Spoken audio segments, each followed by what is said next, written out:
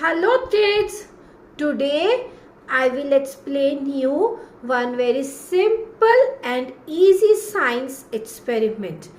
This experiment will teach us that air occupies space and air exerts pressure. For this experiment we need two empty bottles and some piece of papers. So let's start.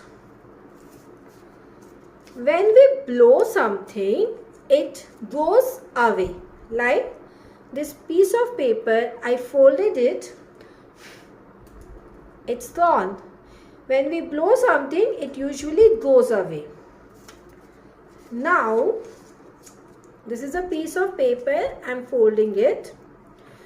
I want to put this paper inside the bottle. But I will keep it here and I will blow it so that it will go inside. It came out. Let me try one more time.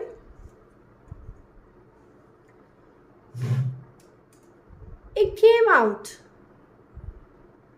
Actually, it should go inside. But no, it came out. Let me try with another bottle. A piece of paper, just folding it. It's gone. What happened with this bottle? For this bottle, it came out. For this bottle, it went inside. Why? Let me explain you. In this bottle, look. It's full with air. When I am blowing more air into it, there is no space. So the inside air is coming out and putting a pressure on the paper, and paper is also coming outside. So this bottle is filled with air. I am putting more air. So which air I am blowing, it's going inside, but the inside air is coming outside and it's putting a pressure on the paper and paper pieces coming out. Understood? Now what happened with this bottle? This bottle, I have cut it from here. It's open.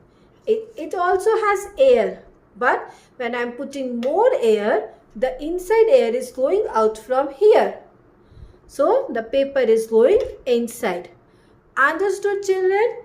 This explains air occupies space and air exerts pressure. Bye, kids.